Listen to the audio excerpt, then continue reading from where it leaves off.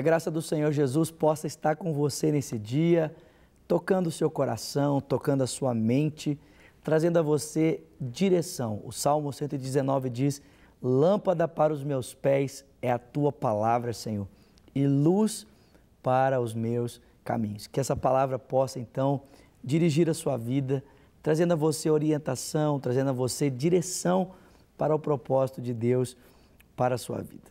Porque é bem verdade que todos nós precisamos de direção, todos nós precisamos de orientação para as nossas vidas.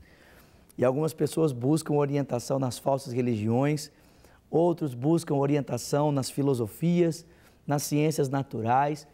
E é bem verdade que algumas respostas para a nossa vida podem ser encontradas, né? Nas ciências naturais, nós podemos buscar um médico e o médico pode nos ajudar, mas a nossa vida deve ser dirigida pela palavra de Deus. Nós não devemos dirigir a nossa vida, né, pela palavra de um homem ou pelas ciências naturais. Não, nós devemos dirigir a nossa vida pela palavra de Deus. É a Bíblia que deve ser o nosso guia básico de regra, de fé e de prática, né? Porque às vezes um médico chega para nós e diz assim: olha, não tem mais jeito, hein? Agora acabou. Mas a palavra de Deus sempre nos dá esperança, mesmo diante da morte. Nós temos aquela esperança porque Cristo vive, não é verdade? Porque Ele vive, nós podemos crer no amanhã, porque Ele vive, sabemos que não há temor para as nossas vidas. Ainda que muitas vezes a palavra de Deus se contrapõe à palavra dos homens, nós cremos que a palavra de Deus permanece sendo fiel e que todo homem seja, então, mentiroso. E é por isso que nós mergulhamos na palavra, é por isso que nós, então, nesses últimos programas, nas últimas semanas, temos mergulhado na palavra de Deus, tentando encontrar nelas respostas às grandes perguntas, aos grandes dilemas da vida que nós podemos enfrentar. Nós estamos aqui meditando na palavra de Deus. E eu gostaria nesse dia de responder a uma pergunta tão importante para a minha vida, tão importante para a sua vida, que é a seguinte pergunta: como é que eu e você podemos nos manter confiantes mesmo em tempos de crise? E, gente, acho que não tem uma palavra que seja mais falada nos nossos dias do que a palavra crise, né? Mesmo diante da instauração, né, do processo de impeachment, né, do possível impeachment da presidente da República e de tantas outras coisas que estão acontecendo, a palavra que mais se fala é a palavra crise. Crise financeira, crise moral, crise no sistema de saúde, crise educacional. É uma palavra que está aí sendo, né, usada aí nos vários sentidos.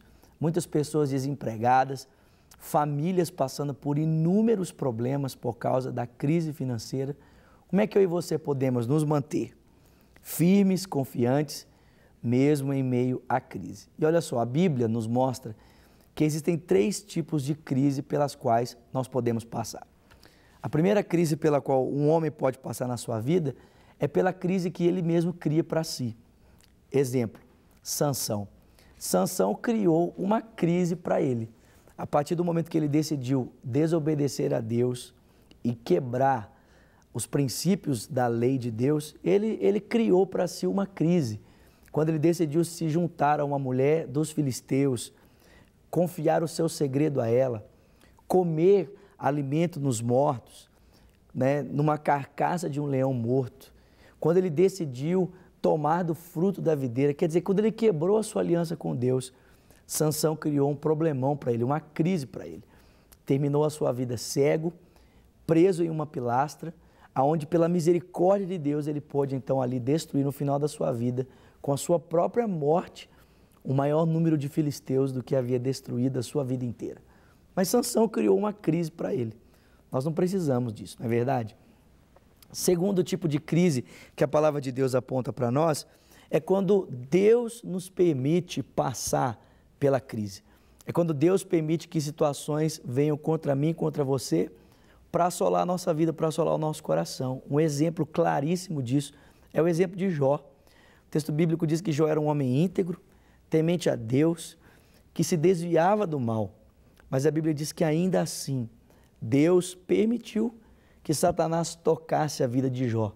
Com um propósito, é claro, Jó terminou a vida dele dizendo, olha, eu só te conhecia de ouvir falar, mas agora os meus olhos, eles podem te ver.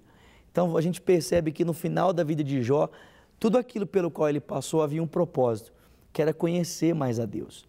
Mas Deus permitiu, ainda que Jó fosse um homem íntegro, reto, temente a Deus e que se desviava do mal, que ele passasse por crises. Então existem as crises que nós criamos, existem as crises que Deus nos permite passar e existe um terceiro tipo de crise. Qual é essa? É a crise que muitas vezes nós passamos por causa de outras pessoas, que é o que está acontecendo exatamente no nosso país agora. Quer dizer, por causa de uma má administração, da imoralidade dos nossos governantes, por causa de tantas situações, nós estamos passando por crise. Não fomos nós que plantamos isso. É claro, de certa forma, né, infelizmente, alguns de nós têm uma parcela assim, meio grande nessa situação. Mas, muitas vezes, nós nos vemos em meio a crises exatamente por causa de outras pessoas. E se tem um homem que passou por crises na Bíblia, é o apóstolo Paulo. Gente, Paulo foi um homem que passou por todo tipo de crise enquanto ele esteve presente, cumprindo o ministério que o Senhor havia confiado a ele. É claro que a maior parte das crises que Paulo passou tinham a ver ou com a vontade de Deus ou com as circunstâncias que as pessoas criavam para que ele passasse a crise. Paulo, graças a Deus, a Bíblia pelo menos nos mostra, ele não teve muitas confusões por causa de sua própria desobediência. Mas, quando o Senhor escolheu Paulo, o Senhor disse para ele, olha, você vai saber o quanto importa padecer pelo meu nome. E também, por causa da pregação e do testemunho do Senhor, Paulo, por muitas vezes, ele então foi submetido a muitas crises. E como é que Paulo, quando estava em crise, ele vencia? Como é que Paulo permanecia confiante no Senhor, mesmo quando passava por situações adversas? E a Bíblia vai trazer alguns exemplos aqui para nós, baseados na vida de Paulo. Eu sei que o nosso programa já está quase encerrando, mas eu queria pelo menos deixar com você uma única consideração e nós continuamos falando sobre isso, então, no nosso próximo encontro. Como é que Paulo, passando por tantas crises, ele permanecia confiante? Lembrando-se, gente, que Paulo passou por uma crise terrível, né? A Bíblia vai dizer para nós que todas as vezes que Paulo entrou num barco, o barco naufragou. Já pensou? Se você entra num avião e Paulo está sentado lá, eu levantaria e sairia. Porque todos os barcos que Paulo entrou, os barcos naufragaram.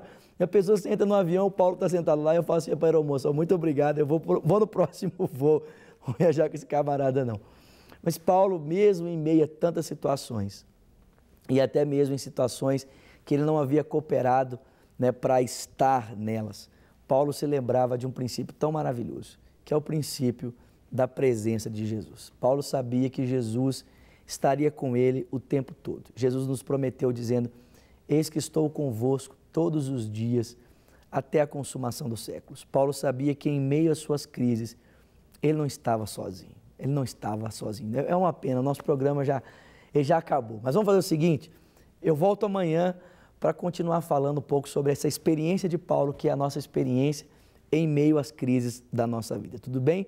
Só quero deixar com você o nosso telefone, o telefone da paz, 3429-9550. Que Deus te abençoe. Então, amanhã continuamos falando qual deve ser a nossa postura, mesmo em tempos de crise. Tudo bem? Que Deus te abençoe.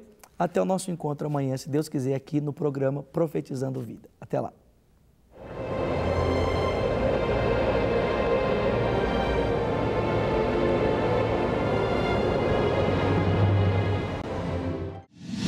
Para receber todas as novidades do canal, inscreva-se e se curtir o vídeo, clique em gostei. Aproveite para acompanhar a Rede Super nas redes sociais.